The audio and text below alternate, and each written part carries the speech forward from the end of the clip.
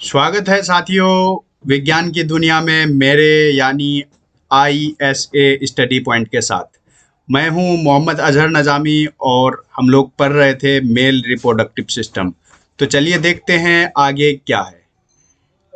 आज हम लोग देखेंगे स्ट्रक्चर ऑफ स्पर्म को, यानी स्पर्म कैसे बना है, किस हिसाब का बना है, कैसा इसका स्ट्रक्चर है। तो उसके बारे में जानेंगे कि स्ट्रक्चर कैसा है स्पर्म का। देखते हैं स्पर्म को जो है स्पर्मेटोजून्स को, स्पर्म के छोटे छोटे स्पर्म के जो बच्चे होते हैं, छोटे छोटे स्पर्म्स, वो स्पर्मेटोजून कहलाते हैं। स्पर्मेटोजून्स को जो है 3 पार्ट में बांटा जाता है। पहला पार्ट होता है इसका हेड हेड पोर्शन जिसको कहते हैं, दूसरा मिडिल पीस होता है और तीसरा पोर्शन होता है टेल। चलिए देखते हैं, डायग्राम से समझते हैं कि कहाँ पे क्या स्थित है। ये ह्यूमन स्पर्म का डायग्राम है, यानी मानव शुक्राणु का डायग्राम है, मानव शुक्राणु की तस्वीर है। इसमें ये पोर्शन, पूरा ये पोर्शन हेड कहलाता है। हेड में देखिए क्या क्या है। इस तरह से एक प्लाज्मा मेम्ब्रेन की कवरिंग है। ये प्लाज्मा मेम्ब्रेन की कवरिंग है। इस तरह से प्लाज्मा मेम्ब्रेन कवर किया हुआ है। इस तरह से देखिए प्लाज्मा मेम्ब्रेन इस तरह से कवर किया हुआ है। ये जो कवरिंग वाली ये जो इतनी पोर्शन है सबसे ऊपर टॉप पे, इसको एक्रोजोम कहते हैं। इस पोर्शन का नाम एक्रोजोम कहते हैं। यहाँ पे अंदर जो है फ्लूइड भरा होता है, लिक्विड भरा होता है। इस लिक्विड का नाम एक्रोजोमिक फ्लूइड कहते हैं। ये जो है लाइटिक एंजाइम होता है। ये लिक्विड लाइटिक एंजाइम होता है। लाइसिन जो होती है, लाइसिन आत्महत्या की थैली भी इसको कहते हैं। लाइटिक एंजाइम भरा होता है इसके अंदर। तो ये इसका काम जो है ना, इसका काम जब फीमेल रिप्रोडक्टिव ट्रैक में चला जाता है ये, तो उस टाइम ये फटता है और ओवम को फर्टिलाइज करने में मदद करता है। चलिए देखते हैं आगे क्या है। ये जो हेड के बाद ये वाला पोर्शन नेक कहलाता है। नेक मतलब गर्दन, यानी ये गर्दन का पोर्शन है। उसके नीचे ये पूरा पोर्शन मिडिल पीस कहलाता है। ये पूरा पोर्शन मिडिल पीस कहलाता है। इस मिडिल पीस के अंदर इस तरह से छोटा छोटा माइटोकॉन्ड्रिया बसा हुआ होता है। माइटोकॉन्ड्रिया का क्या काम होता है? माइटोकॉन्ड्रिया को किचन ऑफ द सेल कहते हैं, यानी एनर्जी करेंसी देता है माइटोकॉन्ड्रिया। तो इसके अंदर छोटा छोटा माइटोकॉन्ड्रिया रहता है।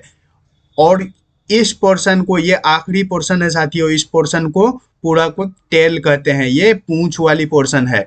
माइटोकॉन्ड्रिया जो है एनर्जी देता है। किस काम के लिए एनर्जी देता है? स्पर्म को स्विमिंग करने के लिए, तैरने के लिए। एनर्जी किस काम के लिए? स्पर्म ताकि तैर सके, स्विम कर सके। तो देखिए आगे क्या लिखा है, ये देखिए हेड वाले पोर्शन में जो है the head of spermatozoa has a prominent nucleus, यानी हेड के पास जो है एक प्रोमिनेंट न्यूक्लियस होता है। हेड पोर्शन में एक न्यूक्लियस होता है। और फिर इस न्यूक्लियस के अंदर, कोई भी न्यूक्लियस जो होता है, उस न्यूक्लियस के अंदर क्या होता है? क्रोमोजोम होता है। क्रोमोजोमल फाइबर्स होता है, क्रोमोजोम होता है। और फिर इधर की साइड में फ्लूइड रहता है।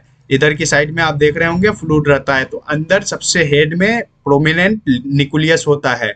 अच्छा, ये जो न्यूक्लियस होता है स्पर्म, इसका पोलैरिटी लेवल क्या होगा? ये N का होगा, यानी ये N का होगा, यानी 23 क्रोमोजोम होंगे इसमें कुल 23 क्रोमोजोम होंगे। जबकि ह्यूमन के दूसरे किसी भी सेल में जो है 2N होता है, यानी 46 क्रोमोजोम होता है।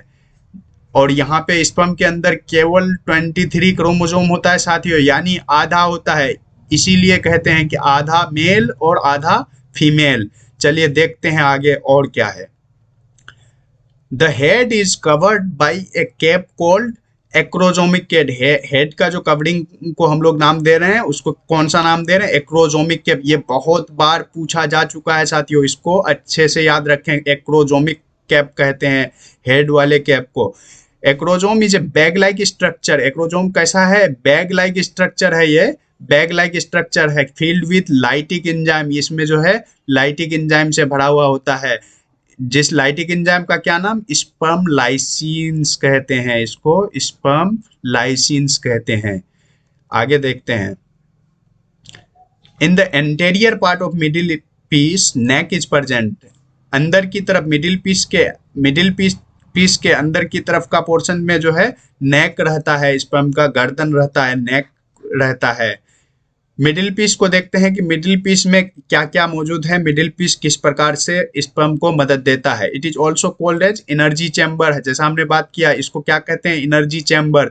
देखिए हमने मेल रिप्रोडक्टिव सिस्टम का पीछे कई सारा लेक्चर तीन पार्ट ऑलरेडी हो चुका है। तो मेल रिप्रोडक्टिव सिस्टम में हम लोग स्पर्म का ये मिडिल पीस पढ़ रहे हैं और मिडिल पीस में एनर्जी चैम्बर है, ठीक है, मिडिल पीस में एनर्जी चैम्बर है। अगला जो देखते हैं, it is surrounded by spirally arranged mitochondria. Mitochondria कैसा रहता है, स्पाइरली अरेंज। स्पाइरली अरेंज मतलब समझ रहे हैं, स्पाइरली बिल्कुल लपेटी हुई, स्पाइरल की फॉर्म में स्पाइरली अरेंज, इस टाइप से अरेंज रहता है और इस पे माइटोकॉन्ड्रिया रहता है, स्पाइरली अरेंज माइटोकॉन्ड्रिया रहता है। उसका नाम नीबरकिन शीथ, नाम नीबरकिन शीथ। ये बहुत बार पूछा जा चुका है AIPMT में।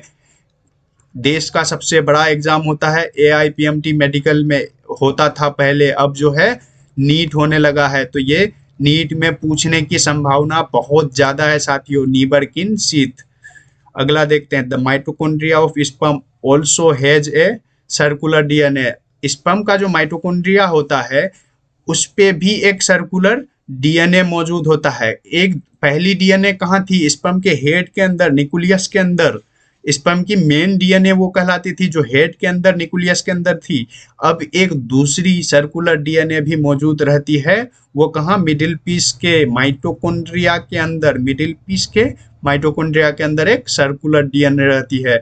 चलिए आगे देखते हैं टेल को। टेल कोई खास काम नहीं करता साथियों। टेल का काम जो है ना, हमेशा लगभग हमेशा जो है ये स्विमिंग का मदद देना होता है। हमेशा जब पतंग उड़ाते थे बच्चे, छोटे बच्चे बचपन में, तो वो पूंछ लगाया करते थे पतंग में। क्योंकि ताकि वो आसानी से उड़ सके। ज़्यादातर उड़ने वाली चिड़ियाओं का जो है, पक्षियों का जो है पूंछ होता है, एक टेल होता है, ताकि वो उड़ने में आसानी दे सके। स्विम करने में मदद देता है, उड़ने में मदद देता है टेल। और ये जो है लॉन्गेस्ट पार्ट ऑफ स्पर्म, ये जो है काफ़ी लंबी टेल होती है स्पर्म का। तो चलिए हमने देख लिया टोटल स्पर्म के एनाटॉमी को, किस हिसाब से कुदरत ने इसे बनाया है। तो आगे देखते हैं फॉर्मेशन ऑफ गैमिट। हम लोग पढ़ेंगे कि गैमिट कैसे बनता है, फॉर्मेशन इसका कैसे होता है। जो प्रोसेस होता है गैमिट के फॉर्मेशन का, उसको क्या कहते हैं, गैमिटोजेनेसिस। गैमिटोजेनेसिस किसको कहते हैं, process of formation of formation of gamete, formation of gamete. Gamete के बनने की जो प्रक्रिया होती है, गैमिट के बनने का जो प्रक्रिया होता है, उसको क्या कहते हैं, गैमिटोजेनेसिस। गैमिटोजेनेसिस जो है, कुछ हार्मोन इसमें जो है काफ़ी इम्पोर्टेंट रहता है। कुछ हार्मोन इस के रोल के कारण जो है गैमिटोजेनेसिस प्रोसेस स्टार्ट हो पाता है और कंप्लीट हो पाता है। तो सबसे पहले हाइपोथैलेमस से जो है ना GnRH निकलता है। GnRH नामक एक हार्मोन निकलता है, इसका पूरा नाम गोनेडोट्रोपिन रिलीजिंग हार्मोन। हाइपोथैलेमस से निकलता है, हाइपोथैलेमस से गोनेडोट्रोपिन रिलीजिंग हार्मोन निकलता है और वो फिर चला जाता है एंटेरियर पिट्यूटरी के पास। ये दोनों ब्रेन में मौजूद होता है, यानी सबसे पहला लोचा ब्रेन से स्टार्ट होता है। सबसे पहला लोचा मैंने कह दिया, कोई दिक्कत की बात नहीं है। स्टार्ट जो होता है गैमिटोजेनेसिस का, सबसे पहले ब्रेन से स्टार्ट होता है। स्टिमुलस GnRH किसको देता है, एंटेरियर पिट्यूटरी को, और फिर एंटेरियर पिट्यूटरी जो है रिलीज करता है FSH। किसके कहने पे, हाइपोथैलेमस के कहने पे FSH रिलीज करता है और LH रिलीज करता है। LH और FSH मिल के रेगुलेट करता है गैमिटोजेनेसिस को। Beside this vitamin E is also essential. Vitamin E जो है, इन हार्मोनों के अलावा विटामिन E जो है काफ़ी इम्पोर्टेंट रोल अदा करता है गैमिटोजेनेसिस प्रोसेस के लिए। अगर विटामिन E की कमी हो गई तो नपुंसक हो जाएगा, स्टर्लिटी हो जाएगी। विटामिन E की कमी हो गई तो गैमिटोजेनेसिस प्रोसेस नहीं हो पाएगा, और जब नहीं हो पाएगा तो क्या स्पर्म बन पाएगा, नहीं साथियों। विटामिन E की कमी नहीं होने देना है। किस एज में? At least at the age of puberty, at the age of puberty, puberty के एज में विटामिन ई की कमी होने नहीं देना है। चलिए आगे देखते हैं। Vitamin A also required for the formation of healthy gamete. Vitamin A की भी जरूरत पड़ती है अगर हेल्दी गैमेट बनाना है, तो विटामिन ए की भी काफ़ी मात्रा में ज़रूरत पड़ती है।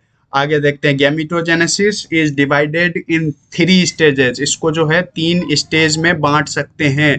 पहला स्टेज होता है मल्टीप्लिकेशन फेज। पहले जो है सबसे पहले मल्टीप्लाई करता है। सबसे पहले पीजीसी जो होती है, जर्म सेल जो होती है, प्राइमोर्डियल जर्म सेल पीजीसीज, ये आपस में मल्टीप्लाई करता है और कई सेल बना देता है मल्टीप्लाई करके। कई सारे पीजीसीज बना देते हैं मल्टीप्लाई करके इस तरह से। तो सबसे पहला फेज जो हो जाता है वो मल्टीप्लिकेशन फेज।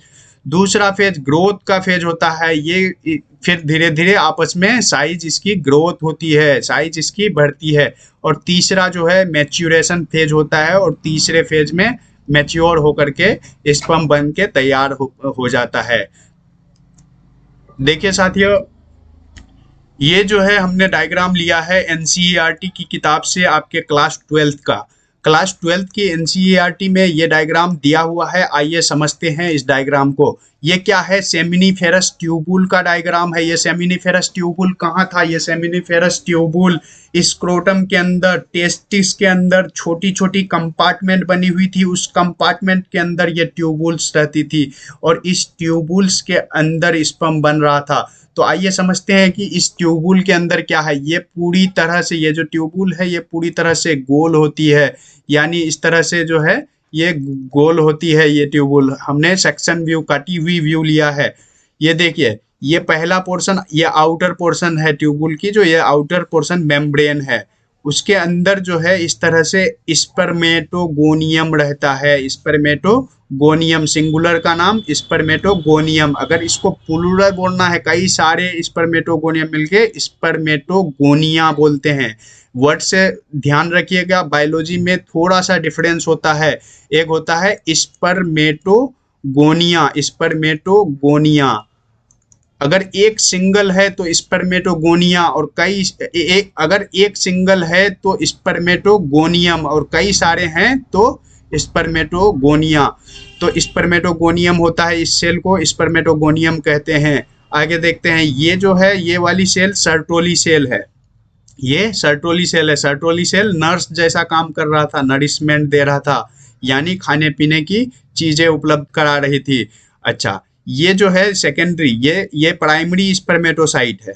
ये प्राइमरी स्पर्मेटोसाइट, यानी इस डायग्राम पे समझते हैं, ये प्राइमरी स्पर्मेटोसाइट। ठीक है, इधर की तरफ आते हैं। ये सेकेंडरी स्पर्मेटोसाइट, इसको क्या बोलेंगे? Secondary spermatocyte.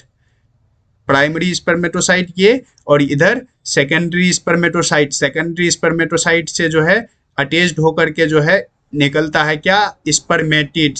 इससे अटैच होकर के स्पर्मेटिड बनता है, और स्पर्मेटिड आपस में फिर आगे डेवलप करके मैच्योर होकर के क्या बनाता है? स्पर्मेटोजोआ।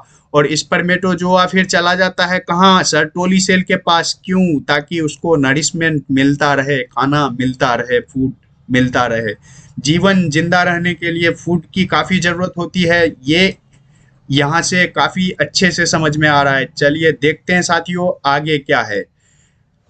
आगे देखिए, पीजीसीज यानी प्राइमोर्डियल जर्म सेल, यानी जर्म सेल जो होती है वो ह्यूमन के बॉडी के कहाँ पे होती है?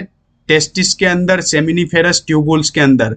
ये कैसी होती है? 2n होती है। ये डिप्लॉइड होता है, 2n होता है, जिसको क्या बोल सकते हैं? डिप्लॉइड बोल सकते हैं। ये डिप्लॉइड होता है, यानी इसमें जो है 44 ऑटोजोमल क्रोमोजोम होंगे, 44, और फिर 2 सेक्स क्रोमोजोम होगा, एक्स और वाई। 44 क्या होंगे? ऑटोजोम। 44 ऑटोजोम प्लस 2 हो जाएंगे कौन? सेक्स क्रोमोजोम, इसको बोलते हैं सेक्स क्रोमोजोम। सेक्स क्रोमोजोम यानी एक्स और वाई। इस पे क्या होता है कि माइटोटिक डिवीजन होता है। माइटोटिक डिवीजन का दूसरा नाम होता है इक्वेशनल डिवीजन। इक्वेशनल डिवीजन होता है। यानी माइटोटिक डिवीजन करके ये अपना नंबर बढ़ा रहा है, सिर्फ ये नंबर बढ़ाएगा। देखिए टाइप ए स्पर्मेटोगोनिया बनाया क्या करके, माइटोटिक डिवीजन करके, इसका नंबर बढ़ गया, यानी पीजीसी जो है टाइप ए स्पर्मेटोगोनिया बनाया और ये कैसा रहा 44 प्लस एक्स वाई का रहा। 44 प्लस एक्स वाई जो है कैसा है 2n, ये भी 2n हो गया। आगे देखते हैं, फिर माइटोटिक डिवीजन हुआ और फिर माइटोटिक डिवीजन करके फिर क्या बनाएगा टाइप बी स्पर्मेटोगोनिया, ये भी कैसा, ये भी 2n का रह गया, ये भी 2n, टाइप बी स्पर्मेटोगोनिया भी 2n का हुआ। फिर इस टाइप बी स्पर्मेटोगोनिया के अंदर ग्रोथ होता है, इसकी साइज बढ़ रही है, ये ग्रोथ होकर के प्राइमरी स्पर्मेटोसाइट बना देता है साथियों। ये प्राइमरी स्पर्मेटोसाइट जो है ये भी 2n का ही रहता है। अब देखिए फर्स्ट मियोटिक डिवीजन, जब भी मियोसिस होता है, मियोटिक डिवीजन जब भी होता है, मियोसिस जब भी होता है तो इसमें क्या होते हैं, इसको रिडक्शन डिवीजन कहते हैं, रिडक्शन डिवीजन कहते हैं इसको, रिडक्शन डिवीजन यानी कि ये n का बना देगा। ये कैसा बना देगा n का, यानी रिडक्शन कर दिया, यानी आधी क्रोमोसोम को इसका घटा दिया, आधा घटा दिया। फर्स्ट मियोटिक डिवीजन कंप्लीट हुआ और ये 22 प्लस एक्स का बना, 22 प्लस एक्स और 22 प्लस वाई का बन गया, दो पार्ट में बांट दिया इनको। अब देखिए आगे सेकेंड मियोटिक डिवीजन स्टार्ट होता है और फिर 4 स्पर्मेटिड बना देता है ये 22 प्लस एक्स और 22 प्लस वाई मिल करके सेकेंड मियोटिक डिवीजन करके 4 स्पर्मेटिड बना देता है और ये चारों स्पर्मेटिड फिर ट्रांसफॉर्म हो करके 4 स्पर्म बना देता है, इसका क्वालिटी लेवल भी n हो जाता है। देखिए ये 22 प्लस वाई 4 स्पर्मेटिड बनाता है, ये इस तरह से 22 प्लस वाई और 22 प्लस वाई का, और इधर 22 प्लस एक्स 2 स्पर्मेटिड इधर बना रहा है 22 प्लस एक्स और 22 प्लस एक्स का, ये ट्रांसफॉर्म हो करके इस तरह से छोटा छोटा स्पर्म बन के आ जाता है। तो चलिए आगे देखते हैं और आगे क्या है। तो साथियों एक बार फिर से मुस्कुराइए और आइए देखते हैं कि ब्रेन के अंदर किस हिसाब से हाइपोथैलेमस के अंदर क्या क्या होता है और ये किस प्रकार मेल रिप्रोडक्टिव सिस्टम में काम करता है उसके बढ़ावा के लिए। तो हाइपोथैलेमस जो है ब्रेन का एक पार्ट होता है, ब्रेन के अंदर छोटी सी जो है एक ग्रंथि होती है, इसका दूसरा नाम होता है master of the master gland, master of the master gland, master gland. देखते हैं master of the master gland यानी हाइपोथैलेमस एक हार्मोन रिलीज करता है और ये hormone gonadotropin releasing hormone GnRH release करता है।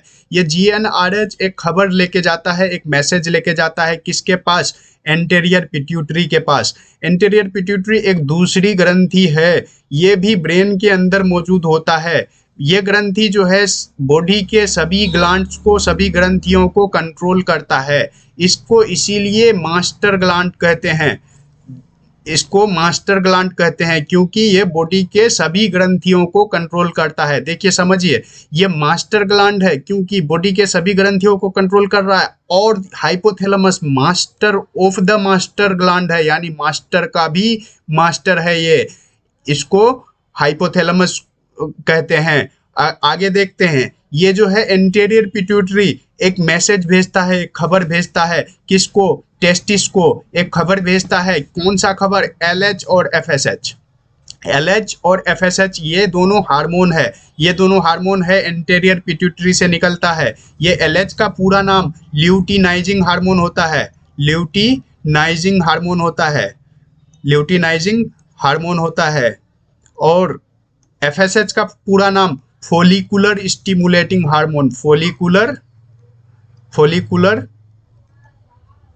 स्टिमुलेटिंग हार्मोन होता है, फोलिकुलर स्टिमुलेटिंग हार्मोन होता है। ये LH जो है लेडिक सेल पे जाके एक्ट करता है। LH सेमिनिफेरस ट्यूबुल के अंदर, टेस्टिस के अंदर सेमिनिफेरस ट्यूबुल के अंदर लेडिक सेल में जाकर के एक्ट करता है, और FSH जो है सर्टोली सेल में एक्ट करता है। ये LH जो है लेडिक सेल में एक्ट करके टेस्टोस्टेरोन हार्मोन का लेवल को बढ़ा देता है, यानी टेस्टोस्टेरोन हार्मोन को बढ़ाता है, और सर्टोली सेल जो है, इधर Sertoli cell androgen binding protein release करता है। एक प्रोटीन है ये एबीपी, एंड्रोजन बाइंडिंग प्रोटीन, इसको कहते हैं एंड्रोजन बाइंडिंग प्रोटीन।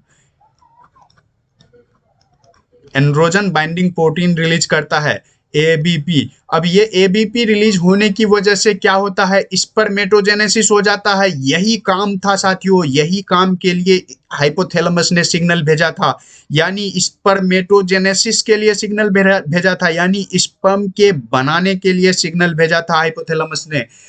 ये काम एबीपी ने कर दिया। अब इधर जो टेस्टोस्टेरोन बनी थी, टेस्टोस्टेरोन ने क्या किया, इधर टेस्टोस्टेरोन ने रिप्रोडक्टिव ट्रैक को मजबूत किया, रिप्रोडक्टिव ट्रैक को अच्छे से उसका केयर किया, और फिर दूसरे अदर ऑर्गन्स का केयर कौन किया, टेस्टोस्टेरोन ने किया।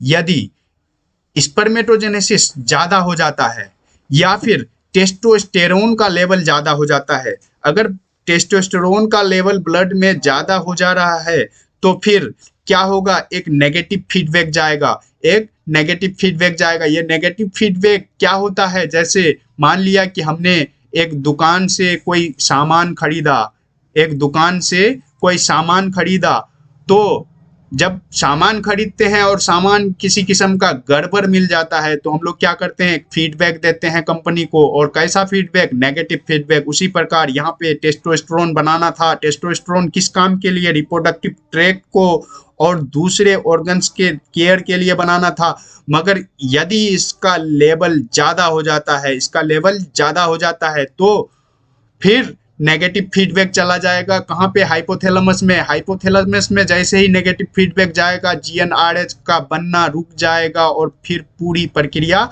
इधर से रुक जाएगी।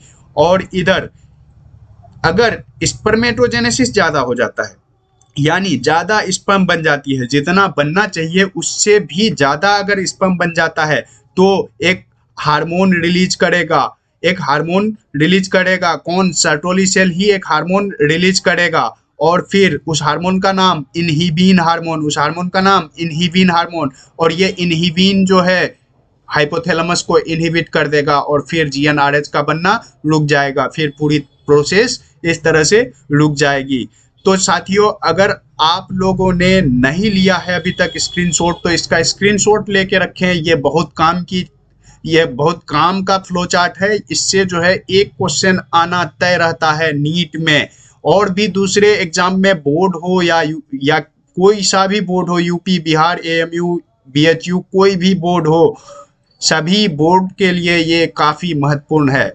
चलिए देखते हैं आगे कुछ पॉइंट्स है। Liberation of sperm from Sertoli cell of seminiferous tubule is called spermiation. Sertoli cell, seminiferous tubule के सर्टोली सेल में स्पर्म जाके लास्ट में चिपके बैठा था। क्यों? क्योंकि उसको वहां पे खाना मिल रहा था। अब वहां से जब ये छोड़ के बाहर निकलता है, बाहर जब जैसे निकलता है तो उस प्रोसेस का नाम स्पर्मिएशन। आगे देखते हैं। Liberation of sperm from testis is called semination. Testis से जब बाहर निकल जाता है स्पर्म, स्पर्म पहले कहाँ से निकल रही थी, सेमनीफेरस ट्यूबुल से, यानी सर्टोली सेल से निकल रही थी, तो उसको क्या बोले थे, स्पर्मिएशन। और अगर यदि टेस्टिस से बाहर निकल रहा है तो उसको क्या बोले, स्पर्मिनेशन। अगर ये बॉडी से बाहर निकल रहा है, अगर ये बॉडी से बाहर निकल रहा है कहीं बाहर, तो उसको क्या बोलेंगे, प्रोसेस का नाम इजाकुलेशन। सभी छोटे छोटे वर्ड हैं साथियों, इजाकुलेशन, स्पर्मिनेशन, स्पर्मिएशन, ये सभी छोटे छोटे वर्ड है, इसको समझते रहना है। ये बॉडी से अगर स्पर्म बाहर जा रही है तो उसको इजाकुलेशन कहेंगे। और फिर यदि mammalian sperm are transfer to vagina of female, अगर फीमेल रिप्रोडक्टिव ट्रैक में अगर ट्रांसफर कर रहे हैं हम लोग स्पर्म को, तो उस प्रोसेस का नाम इंसेमिनेशन कहलाता है। इस प्रोसेस को इंसेमिनेशन कहते हैं। तो चलिए आगे देखते हैं। कुछ डेटा है, देखिए। इन 1 ml ऑफ सीमेन, 1 ml सीमेन लेंगे। सीमेन का मतलब sperm with other fluid of other accessory gland, दूसरे सभी एक्सेसरी ग्लैंड के फ्लूइड और स्पर्म मिल के जो बनता है उसको क्या कहते हैं, सीमेन कहते हैं। 1 ml सीमेन अगर लेंगे हम लोग, कितना 1 ml सीमेन लेंगे तो उसमें 20 से 120 मिलियन स्पर्म पाए जाएंगे। 1 ml अगर सीमेन अगर कलेक्ट करते हैं तो उसको चेक करेंगे तो उसमें जो है 20 से 120 मिलियन स्पर्म पाए जाएंगे। चलिए आगे देखते हैं। लेडिक सेल जो होता है, Leydig cell mature at the age of 10 year 10 साल के उम्र में लेडिक सेल मैच्योर होता है, 10 साल के उम्र में। और प्यूबर्टी आती है 12 से 14 साल के बीच में। मेल में जो प्यूबर्टी आती है, मेल का जो प्यूबर्टी एज होता है तो वो 12 से 14 साल के बीच में आता है। और 10 साल के उम्र में जो है लेडिक सेल मैच्योर हो जाता है, यानी काम पहले से स्टार्ट हो जाता है। आगे देखते हैं। 65 to 74 days are required to complete the cycle of spermatogenesis in human being। Spermatogenesis यानी स्पर्म के पैदा होने के प्रोसेस में 65 से 74 दिन लग जाते हैं साथियों। आपने सोचा भी नहीं होगा कि 65 से 74 दिन एक लंबा अरसा लग जाता है स्पर्म के बनने में। इसीलिए साथियों आपके लिए एक सजेशन है कि बहुत सोच समझ कर खर्च करें। तो आगे हम लोग स्टार्ट करेंगे साथियों फीमेल रिप्रोडक्टिव सिस्टम। और हम लोग इस जो है चार पार्ट में हमने मेल रिप्रोडक्टिव सिस्टम को समझ लिया है। इसका मैं लिंक वीडियो के नीचे डाल रहा हूँ, आप लोग चाहें तो देख सकते हैं। और जुड़े रहे हमारे साथ और सब्सक्राइब करें चैनल को। वीडियो पसंद आया हो तो लाइक जरूर करें, कमेंट करके भी आप बता सकते हैं किसी किस्म का सुझाव। तो साथियों हमसे जुड़ने के लिए बहुत शुक्रिया।